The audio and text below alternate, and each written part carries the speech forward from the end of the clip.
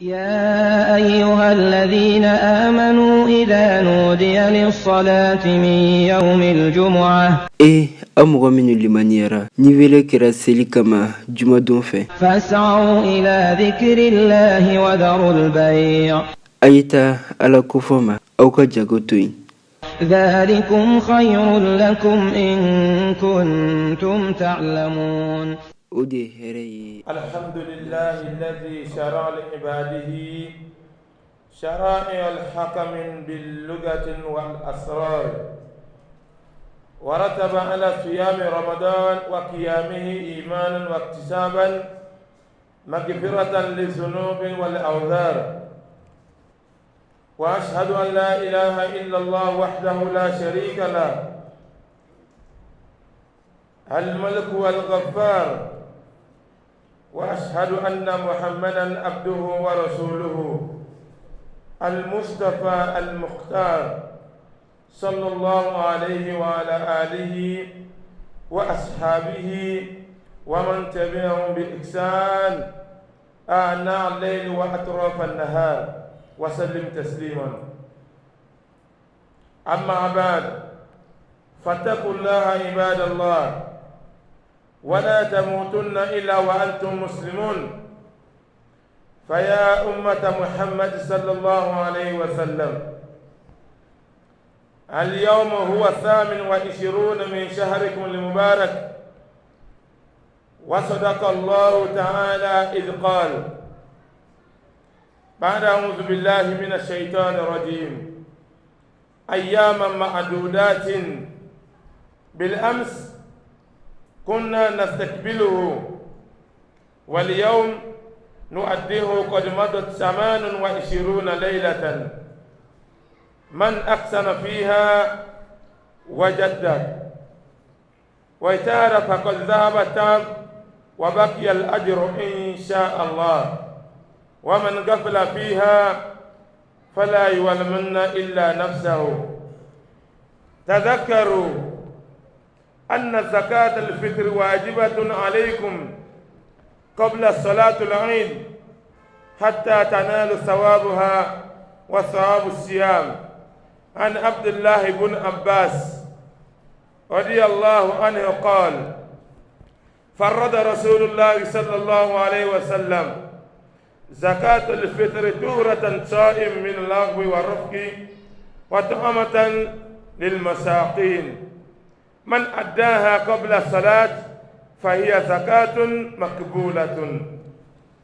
ومن أداها بعد الصلاة فهي صدقة من صدقات. قال الله تعالى وقال الرسول أيضا أمرنا أن نخرج العواقي والخياط والذوات الخدوع فأما الخياط فيعتزل المصلي ويشهدن الخير والدعوة للمسلمين. اللهم بلغ رمضان اللهم إنك عفو تحب العفو فاعف عنا. اللهم ربنا اغفر لنا ولإخواننا الذين سبقونا بالإيمان ولا تجعل في قلوبنا غلا للذين آمنوا ربنا إنك رؤوف رحيم. أقول قولي هذا وأستغفر لي ولكم ولسائر المسلمين من كل ذنب فاستغفروه إنه هو الغفور الرحيم. الحمد لله رب العالمين والعاقبة للمتقين ولا عدوان إلا على الظالمين والصلاة والسلام على رسولنا محمد صلى الله تعالى عليه وعلى آله أجمعين. أما بعد, louange à Allah qui a prescrit à ses adorateurs des lois qui renferment de grande sagesse et de secret. Il a fait de la récompense du jeûne et des prières courant ce mois de Ramadan la rémission des péchés et fautes. J'atteste qu'il n'y a pas de divinité d'autre qu'Allah, le seul sans associé, le souverain, le pardonné par excellence. Et j'atteste que Muhammad sallallahu alayhi wa sallam est son serviteur et son messager, l'élu, le privilégié, que la paix d'Allah ainsi que sa bénédiction soit sur lui, sur sa famille, ses compagnons et tous ceux qui les auront suivis, tant que tu suivront les nuits et les jours. Adorateurs d'Allah, je vous exhorte en commençant par ma propre personne à la crainte d'Allah, à une véritable crainte. Craignez-le donc et ne mourrez qu'en étant totalement soumis à lui. Ô communauté de Muhammad, aujourd'hui, c'est le 28e jour de votre mois béni. Allah a donc dit vrai. Il dit Ayyam Ma'adouda, des jours bien déterminés. Hier, nous accueillons le mois béni. Aujourd'hui, nous le faisons nos adieux. 28 nuits sont donc déjà écoulées. Quiconque a excellé a fait de bonnes actions et s'est dévoué pour son Seigneur, alors qu'il sache que la fatigue est conjuguée déjà au passé, mais la récompense est éternelle par la grâce d'Allah. Et celui qui a été négligent, alors qu'il n'accuse que sa propre personne. Adorateur d'Allah, la fin du mois de Ramadan nous montre qu'à l'intérieur de chacun d'entre nous demeure une âme vertueuse, une bonne âme, une âme juste, accueillante et désirant la bonté. Alors, chers frères et sœurs en islam, engagez-vous avec cette âme pure d'un véritable engagement. Patientez-vous, exhortez-vous à la patience les uns et les autres. Adorateurs d'Allah, car demain, chaque âme verra auprès d'Allah ce qu'elle aura accompli de bien. Serviteurs d'Allah, sachez que vos sacrifices pendant le mois de Ramadan n'ont autre récompense que le paradis si c'est fait avec une bonne intention. Sachez aussi que les œuvres ne valent parfaites que lorsqu'elles sont parachevées.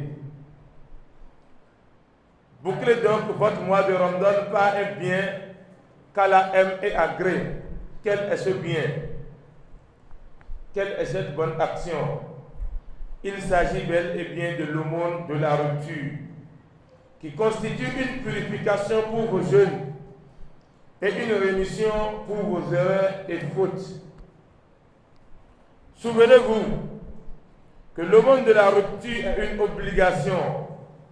Ce n'est pas facultatif. L'aumône de la rupture est une obligation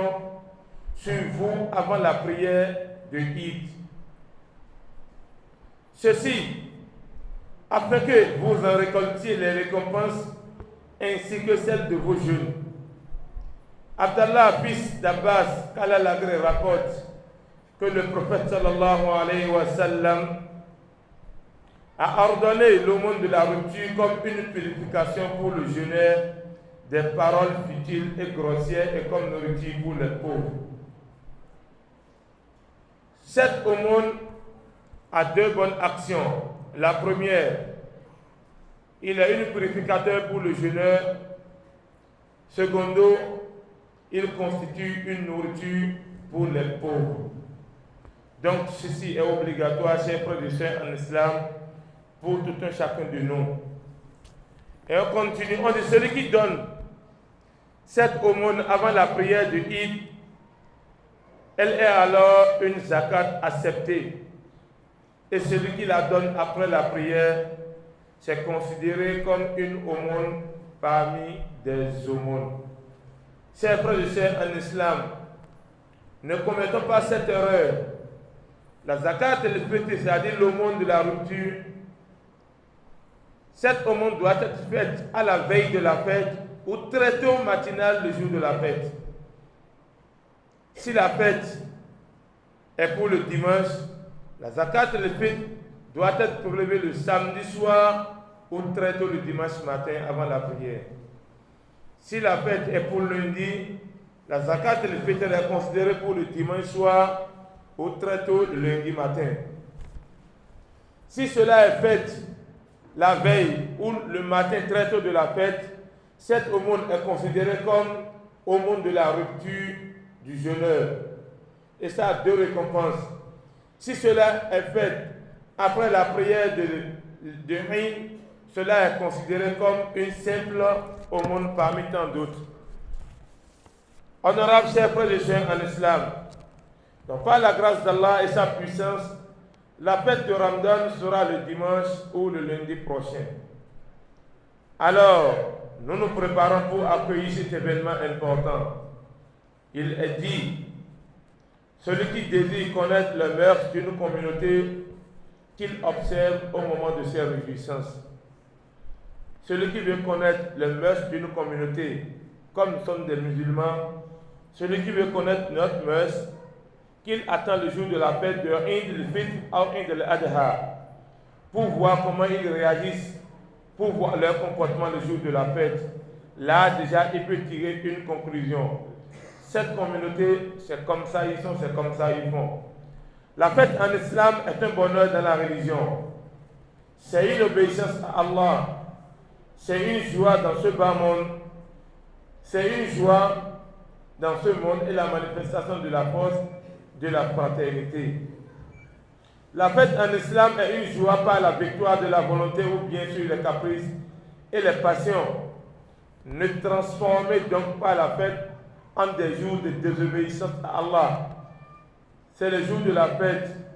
Nous fêtons, nous réjouissons jusqu'à nous avons oublié la prière de 14 heures.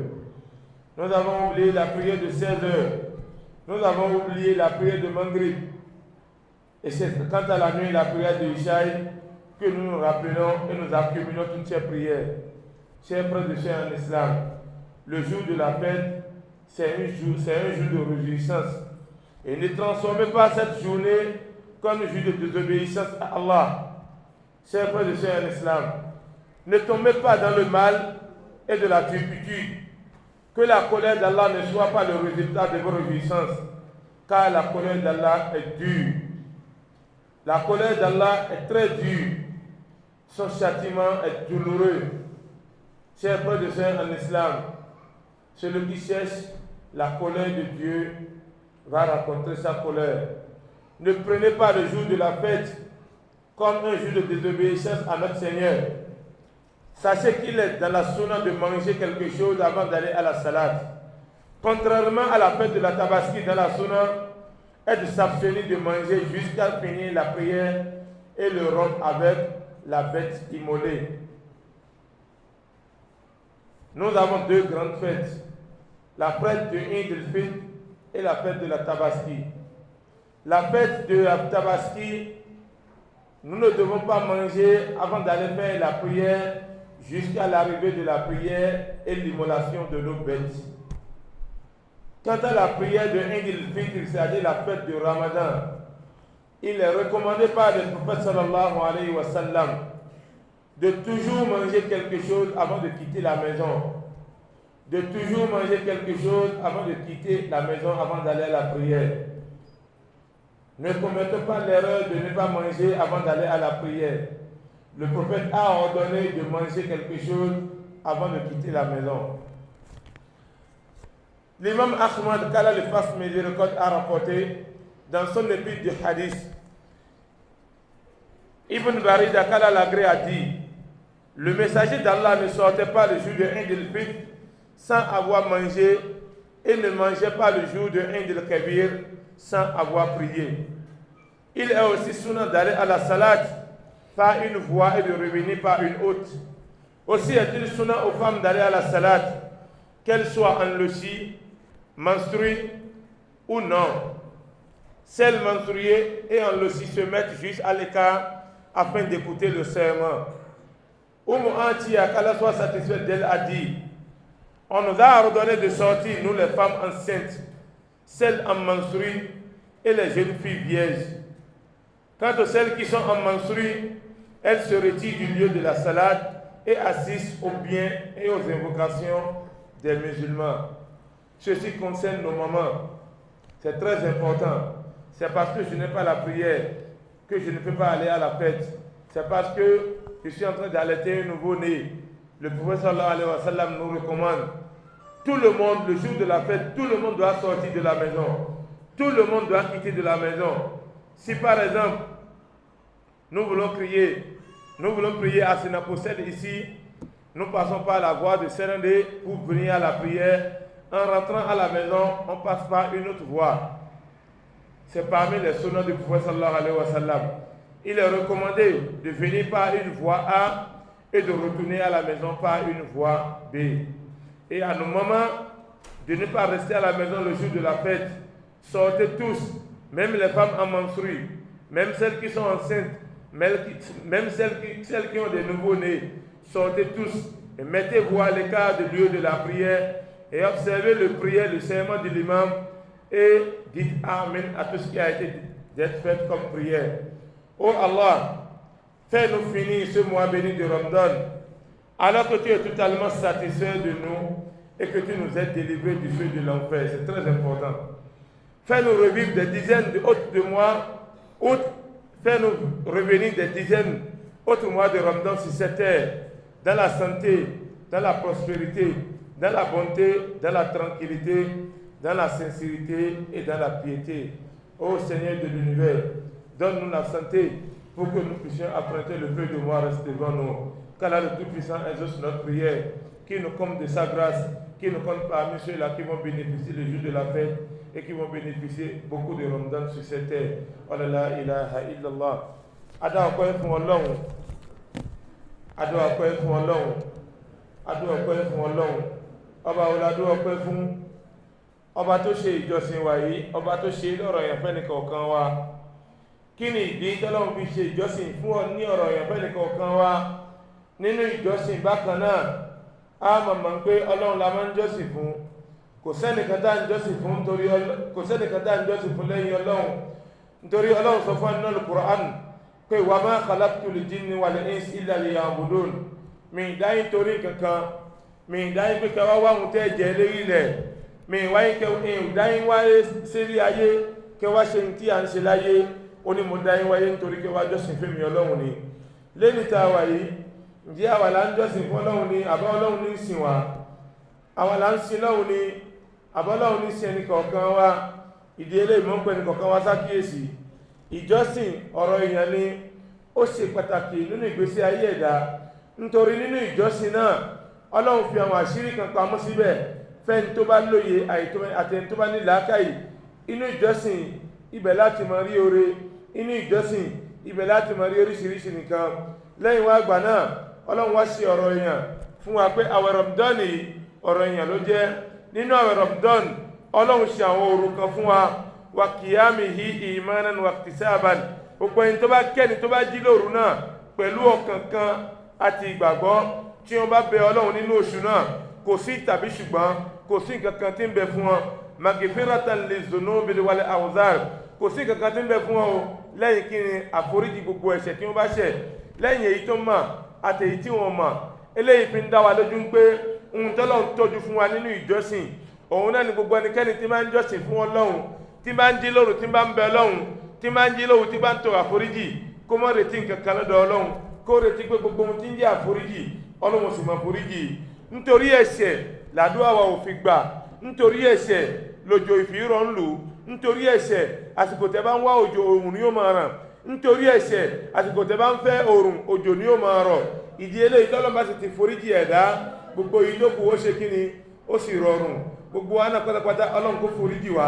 Kò sí nǹkan kan tá à ń fẹ́ lóṣù Ramadan yìí, àánú Ọlọ́run là ń fẹ́. Àwọn ọ̀rọ̀ Laylatul Qadr báwo la ṣe ń fẹ́ sí, bá a ṣe ń gbà àwẹ̀ náà tó, a tún padà dẹ́ṣẹ̀ bákan náà. Inú àwẹ̀ náà la wà là ń sọ̀rọ̀ ọlọ́rọ̀, inú àwẹ̀ náà la wà là ń rí nǹkan oníkan là ń sọ, inú àwẹ̀ náà la wà là ń sọ̀rọ̀ ọmọlàkejì láìda, inú àwẹ̀ náà la wà là ń ṣe wà bàjẹ́. Gbogbo eléyìí inú ìjọsìn láti má mọ̀ ń pé gbogbo nǹkan tá à ń ṣe yìí ó dáa àbí kò dáa, ṣùgbọ́n tá a bá pàdé níbi ìjọsìn a gbọ́dọ̀ máa tọrọ àforíjì. Ní Ànábì wa Muhammad sallallahu alayhi wa sallam, ó ní èyí tó fi dáa jù ní gbólóhùn tó yẹ ká máa tọrọ nínú Ramadan, òun náà ni Allahumma innaka afuwwun tuhibbul afwa fa'fu anni. Nítorí kí ni?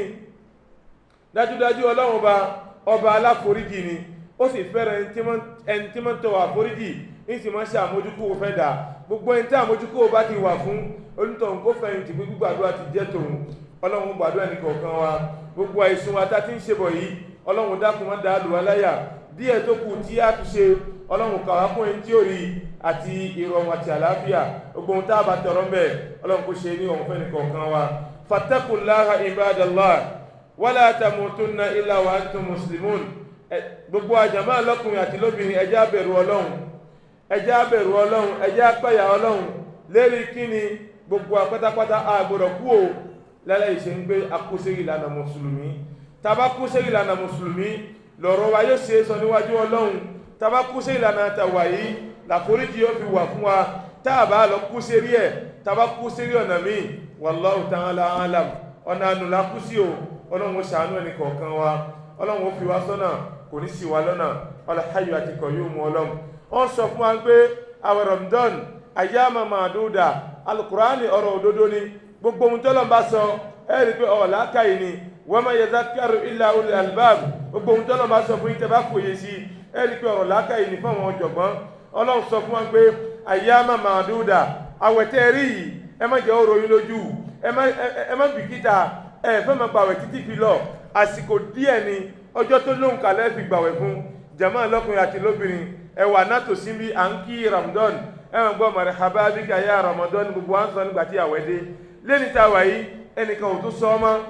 oníkálukú ń kúrin bá a ṣe pàdé ọdún bá a ṣe parí àwẹ̀ Ramadan oníkálukú ń ṣe kíni oníkálukú ń kì í ìgbà ọ̀làbẹ̀ Ramadan nísìn tó ti parí ẹ̀rí pé ọ̀rọ̀ Ọlọ́run òdodo ni díẹ̀ pòun nínú ọjọ́ tá a fẹ́ fi gbà àwẹ̀ òun náà ni ọjọ́ náà ló sì ti ń tàn lọ yìí ó dáa kí la wá rí ṣe ní gbogbo ìta ti ṣe kọjá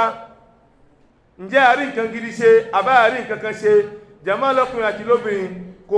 kò sí nǹkan kan tó ń fún ẹnìkọ̀ọ̀kan wa ní àrídájú pé oríire ti bọ́ fún ẹnìkọ̀ọ̀kan wa ní oṣù yìí oríire sì kún wájú wa wọn bá òru méjì tó kù náà tí a bá dìrọ̀ mọ́ òkun ọlọ́run tá a bá sunkún sọ́lọ́run lọ́rùn ọlọ́run padà ṣàánú wa gbogbo wa náà tá a jẹ́ ẹrú ọlọ́run padà sọ wá di ọmọ jàmáà lọ́kùnrin àti lóbìnrin mo sọ fún yín ojúbà tó kọjá ẹ má retí kẹ́nikẹ́ni mo sọ fún yín pé òrùlé Lailatul Qadri òru báyìí ni ìjọ báyìí ni mẹ́wàá kẹyìn lọ́lọ́run ànábì ní ká wà nú ẹ̀ inú ẹ̀ la sì wà yìí ẹjá sojú kòkòrò ẹjá mọ̀ pé ohun tá à ń ṣe yìí a ṣe fẹ́yàn kan à ń ṣe nítorí tọ́lọ́run ni tazakkaru anna zakatul fitri wajibatun gbogbo ìtókù gbogbo aná láti mọ̀ ẹ̀rí inú Ramadan àwọn masáàsì dédé masáàsì kún lásìkò àyílà ń kún àsùbá ń kún mangiribi ìṣáì kò sí wákàtí márùn-ún gbogbo ẹni ń kún ó dáa irúfẹ́ ìgbàgbọ́ bẹ́ẹ̀ tí ń bẹ lọ́kàn wa nínú Ramadan tí a bá kóònù ẹ̀ ẹ má jẹ́ àsọ gbàgbọ́ náà nù ìbẹ̀rù tí ń bẹ lọ́kàn wa ẹ jẹ́ á máa lo ìbẹ̀rù náà lẹ́yìn ìgbà tá a bá kóònù Ramadan nítorí kí ni ìbẹ̀rù Ọlọ́run yìí láàfi súnmọ́ Ọlọ́run ìbẹ̀rù Ọlọ́run ni ó lè wa kó níbi ìwà bàjẹ́ ìbẹ̀rù Ọlọ́run yìí láàfẹ́ ṣe aburú fọ́mùlà kejì ìbẹ̀rù Ọlọ́run náà ni ó máa sọ pé ohun tó fẹ́ ṣe yìí ò dáa má ṣe bẹ́ẹ̀ gbogbo aná láti mọ̀ yẹn tabakonu Ramadan ẹjẹ́ agbé ìgbésẹ̀ náà bákan náà bá àbá tẹ̀lé rí gbogbo náfìlà tá a máa ń jí tá a máa ń ṣe bẹ́ẹ̀ jẹ́ ẹyọ̀kan láàrin ọ̀sẹ̀ kan àbí méjì láàrin ọ̀sẹ̀ kan ẹjẹ́ àmọ́ jí lóru ká máa yan náfìlà Al-Qur'an tó sọ wa mina al-layli fasjudu lahu wasabbihu laylan tawila kò sọ pé ní Ramadan nìkan o gbogbo òru ni o gbogbo òru ni gbogbo àsìkò ló sì yẹ ká máa ṣe èyí tó fi wá dáa jù tá a fi parí àwẹ̀ wa òun ni kíni at-tadhakkaru gbogbo wa náà ẹjẹ́ àlọ́mọ̀ anna zakata al-fitri wajibatun ohun tá ń pè ní zakata al-fitri ọ̀rọ̀ èèyàn ló jẹ́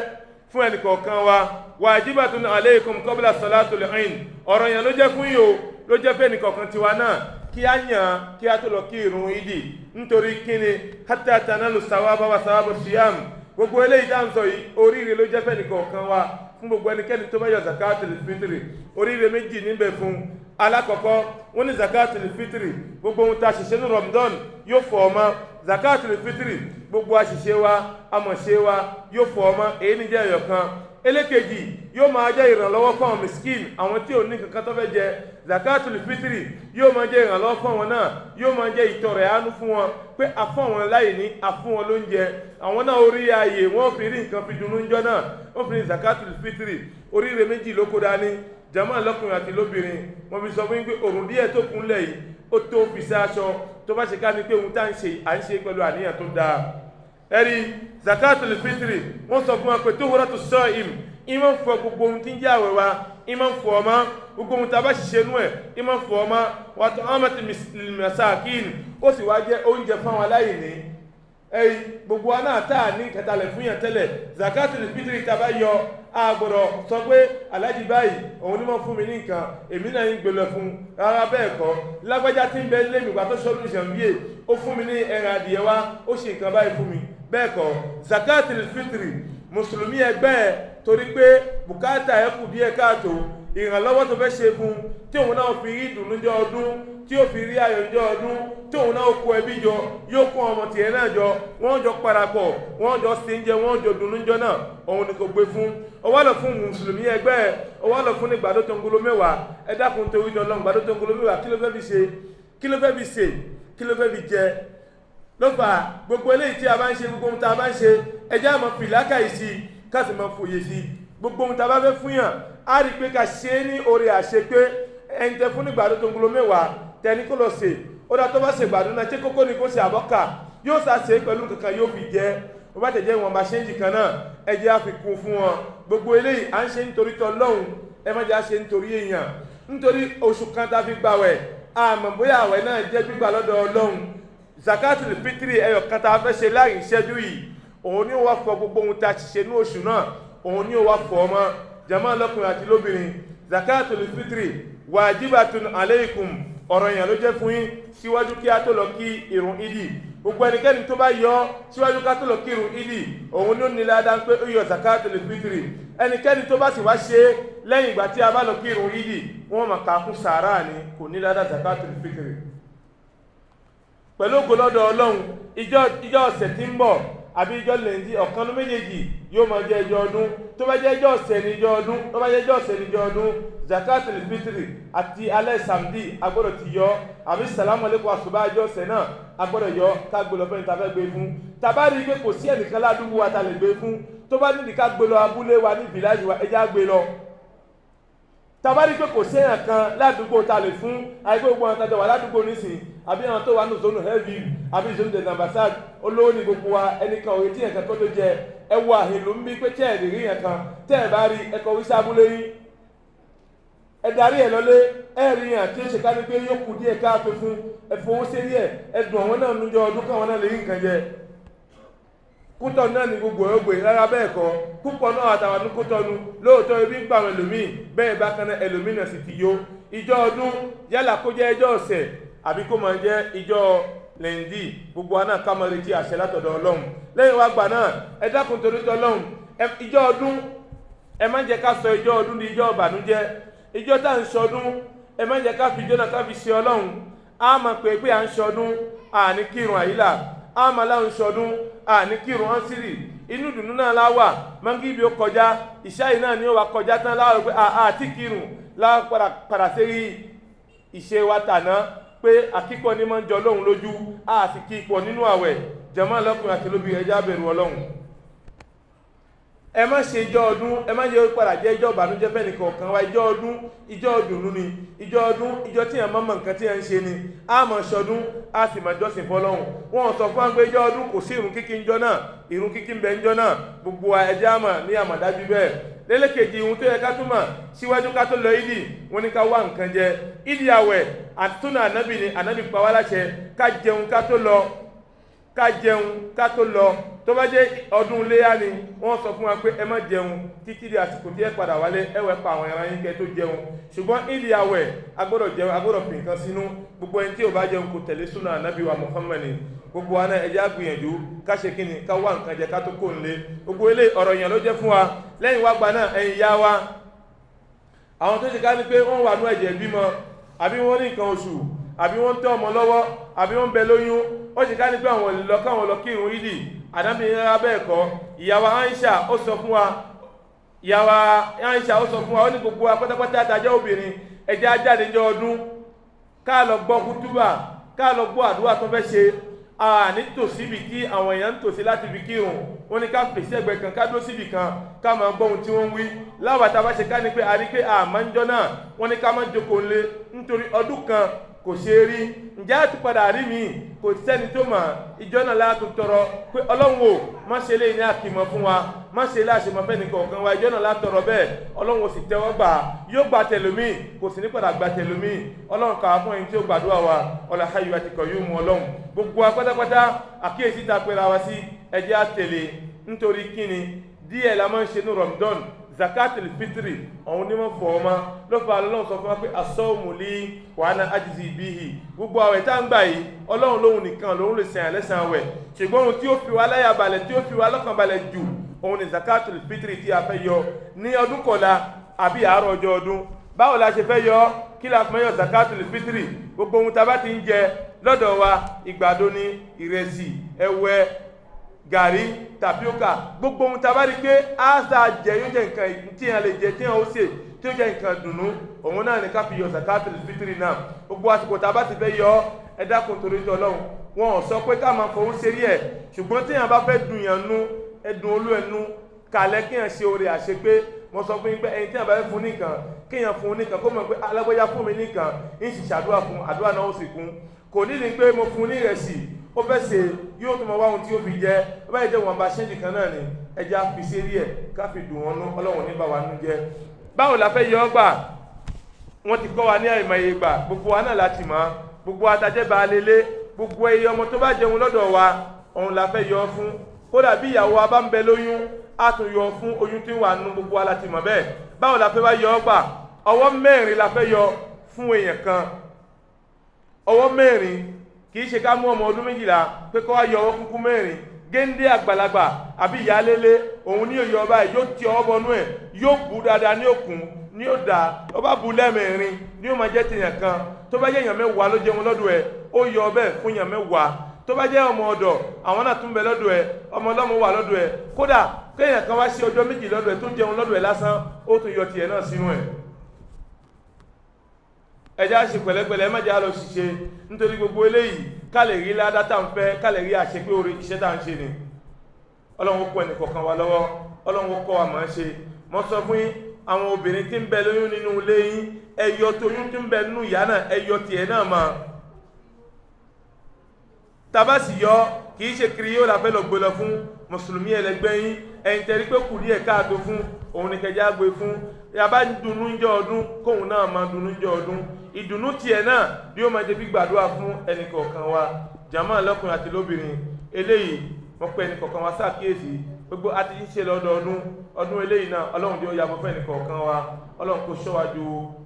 ìwọ̀ ọdún yìí náà lọ gbogbo ohun tí a ń tọrọ ọlọ́run kò ṣe fún wa wọn bá díẹ̀ tó kù tá a fi parí rọ̀mùdọ́nì yìí ọlọ́run ò mẹ́jọ ń fi dárò ẹnì kọ̀ọ̀kan wa gbogbo nǹkan tá a wá ń tọrọ ọlọ́run ṣe fún wa ọlọ́run gbàdúrà wa lẹ́yìn rọ̀mùdọ́nì ọlọ́run jẹ́ aṣoríire mẹ́jọ bá rọ̀mùdọ́nì parí mẹ́jọ tán pẹ̀lú rọ̀mùdọ́nì gbogbo ohun tá a wá ń tọrọ lóṣù náà ọlọ́run ṣe fún wa gbogbo ìta tọrọ fún ọmọ wa ọlọ́run jẹ́ ó jẹ́ bẹ́ẹ̀ gbogbo wọn tó ń bẹ lókèrè ọlọ́run ò bá tàbá yan olùṣọ́ ọmọ adáàbò rẹ̀ bọ̀ wọ́n iṣẹ́ ìṣẹ́ nìkan tiwa náà ọlọ́run fa àlùbáríkà sí lẹ́yìn ọdún yìí lẹ́yìn rọ̀mùdọ́n oríire ayé ń bí àti gbangba ìkìyàmà ọlọ́run fẹ́ nìkan kan wá ṣe wala hayyu àti qayyum ọlọ́run wala la hawla wala quwwata illa billahi al-aliyyil azim èyí tí ó máa jẹ́ ìkéde fún ẹnìkọ̀ọ̀kan wa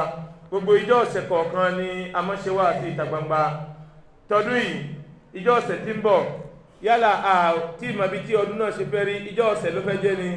ìjọ lẹ́ndín àti ìmọ̀ wá àti tí ń bẹ níjọ ọ̀sẹ̀ á dá padà wá ìjọ sátidé aago 4 bákan náà ni a padà ṣe kí ni a padà ṣe wá sí náà a sì wá ń tọrọ lórí ẹnìkọ̀ọ̀kan wa ń pé ìjọ náà ó wù wá ká fún ọ̀yàn lẹ́bùn ká máa béèrè fún lẹ́yìn gbogbo wá síta bá ti ṣe kọjá á máa béèrè gbogbo ẹni tó bá sọ ó bá tẹ̀jẹ́ nǹkan kan á máa fólú ẹ̀ á máa fi dùn ọ́n nú agbẹ́tò ilé ìkalẹ̀ látọdún yìí kọ́lọ́n kó pẹ̀lú wa kọ́lọ́n jẹ́ àpọ̀ jù báyìí lọ à ń tọ́ lọ́dọ̀ gbogbo àjàmọ́ gbogbo àtàbá ní ẹ̀bùn kàtàbá lè fún yàn aṣọ ni ago ni kùránì ni gíláṣẹ́ gbogbo ohun tí yàn bá ti lè fún yàn tó fi dùn yàn nú ẹ fi hàn wá lọ́wọ́ ọlọ́run ẹnì kọ̀ọ̀kan wá lọ́wọ́ gbogbo ilé ìtaṣe ọlọ́run já bá níbi tó gbé lérè la ilaha illallah qumu ila salatikum yarhamni wa yarhamukumullah.